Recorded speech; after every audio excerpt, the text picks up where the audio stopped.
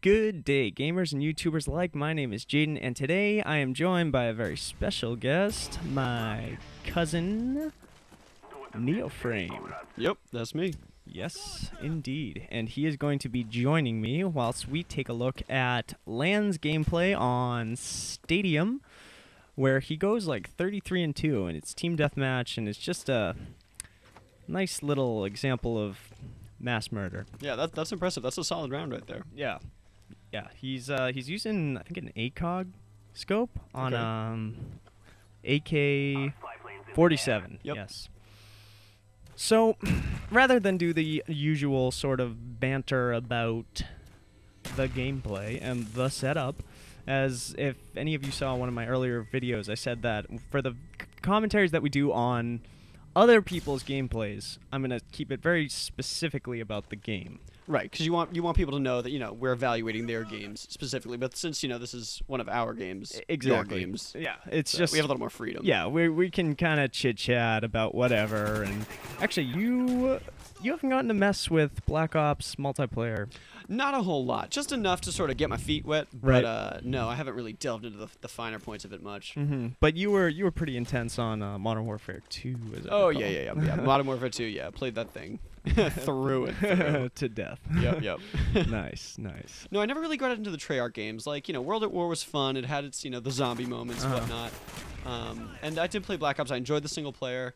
For some reason, I just feel like, I don't know. I felt like it was just like it was the formula that they sort of used. Like, I felt like it didn't bring a whole lot new to the game. I mean, that's just my opinion. I mean, I know some people are really serious about Black Ops, which is great, but they kind of took their template and just swapped out the guns. Which, I mean, it's still very entertaining. I mean, hey, I'll play a sequel to a game. I played BioShock 2, Like, yeah, definitely. Definitely. Yeah, I mean, if the formula works, don't mess with it. Right. And, well, one of the things, and I've said this before, that I think is charming about Black Ops is that they really, really tried to balance it, whereas Modern Warfare 2... That's true. There were some, like, well, on Modern Warfare 2, you had your really bad guns and your really amazing guns. So it was like you knew what you wanted to play. Exactly. Like, there was no, like, when you figured out what worked for you, you were not going to mess with that. Yeah, yeah. It's like, of course, everyone's running around with the Scar H because the thing was a two-shot kill from any distance. Right, yeah. And in this game, they solved a lot of that. The guns, like, to this day, I will switch to some relatively obscure gun, like what's the Spectre submachine gun. Right. And just because you'll be able to do some damage with it because it's so balanced. Exactly. Like, even if you don't know it, it's still got some moves for sure. Exactly. Yeah, and that's nice. That you can't trade a game like a balanced game for a ridiculously unbalanced game. And it's funny. There are a lot of popular YouTubers like FPSRussia and I'm trying to think of us, WhiteBoy7thSt, who publicly destroyed their copies of Modern Warfare 2, saying that it's just like the shittiest game ever. Never going back. Yeah, I think FPSRussia actually unloads like dual shotguns in his copy. God. Yeah. That's a pretty entertaining video. I think I'll throw a link to that in the description. Okay. but just because they're really hardcore FPS guys, and the game is so unbalanced. And I don't know if you've seen this, but there's the like road to what is it? The nuke. I can't remember the name of it. There is a certain way that you can play Modern Warfare 2 specifically to get that nuke. Right. There's a strategy. Right. I forget what it's called, but there is a specific strategy where you just go out and you do that, and it works. Yeah, it's borderline exploitive. You're borderline exploitive. That's right. This is nice. Check this I out. also think, I do think that because I feel like personally, I felt like COD 4 was a pretty balanced game, or it became a balanced game anyways. And I feel like, part of the, the legal battle between Infinity Ward and Activision and all that stuff definitely prevented a lot of those, post retail tweaks from going on. I mean, of course they're going to release the map packs because those are a big moneymaker, but are you really going to invest your limited resources, because all the creative minds at IW just like up and split when all that stuff happened. Right. Like, are you really going to put your manpower towards balancing a game that people were having fun with anyways? Like, when you can be making instead, a $15 map pack so they can buy, like, Of course you're not. Exactly, and that's what it all comes down to. In the end, it's a business decision. It's like, is the money and the man hours worth balancing a game that people are already enjoying, just like you said. And I think Treyarch really needed to prove themselves with Black Ops because of the departure of Infinity Ward, and they certainly have. I mean, there's no question that Black Ops is an amazing first-person shooter, and the fact that they are taking such pains to make it so balanced. I mean, they want people to be playing this game after the next Call of Duty comes out. And I think they will be. I mean, I'm not sure. You know, I mean, I guess there hasn't been any official announcement yet on whether we're going to get a Modern Warfare 3 or whether we're going to get something from Sledgehammer Games, which is sort of the studio that's being brought in to replace the Infinity Ward, you know, because you got the yearly cycle of games, which the basically, you know, the nuke of Infinity Ward sort of destroyed. So we don't know if that's going to be Modern Warfare 3, something new from Sledgehammer, something new from Treyarch. We don't really know what's coming yet.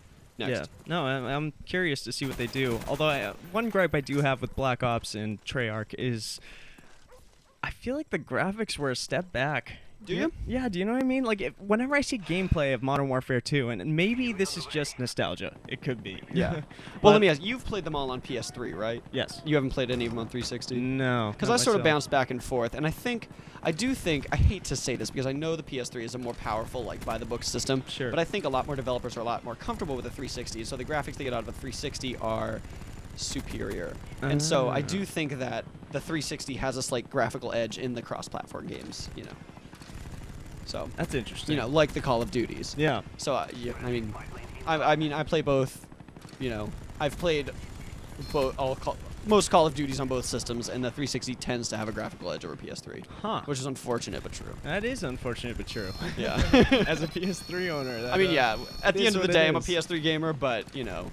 I do have a 360 and play some cross-platform games on 360. Okay. Well, you know, maybe what it is the character models. I mean, with games like Killzone 3 and wait, have you played any KZ3? I did.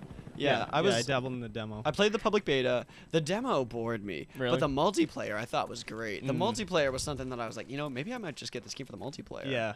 Well, you know, it's funny. Someone, I'm trying to remember who, made a comment that it feels like you're driving a tank. just constantly. Yeah, no, you feel like it's almost like Gears of War, where you are this huge guy and you're aware of it. You know? Right. There's just this sense of epicness that is constant in that game. Let me ask you: have you played any Bulletstorm? I've not played Bulletstorm, but I've heard. Well, I checked it. I played the demo on PS3, and it was really fun. I mean, gimmicky. You know, do you know anything about it? No. You have this sort of like light rope that you like rope bad guys into you, and then they fly towards you in slow motion, and then you like kick them and you know shoot them, and then you sort of get. It's very arcadey. Like you get points for how you kill them, or like if you like blast them into like a wall of spikes, and you know, like you get different sort of. So like, it's kind of a gravity gun kind of mechanic. Almost, yeah. You could describe it as such, but it's a rope, so you're pulling them towards you instead of blasting them away from you, kind of thing. Nice. But so I played the demo on PS3, really liked it, bought it on 360, and just for some reason, I just felt, I think it was the difference in controller. It was not as fun. I mean, I started on PlayStation, and I love that controller to death. Some people have their gripes with it, and they think the 360 controller is better, and you know, it's well designed certainly, and for what it is, it's great. But for some reason, I just always come back to the PlayStation controller, and I don't think Bulletstorm was as fun with the 360 controller. I honestly think that's what it was, because it's a very like tactical, hands-on game. That's very interesting. Yeah, and that, you know, a lot of times it comes down to the peripherals like that. For yeah, sure. Which you know happens for sure. All right, well, guys, this is JaDeN and NeoFrame, and we're signing off. So talk to you later. Have a good one. Bye.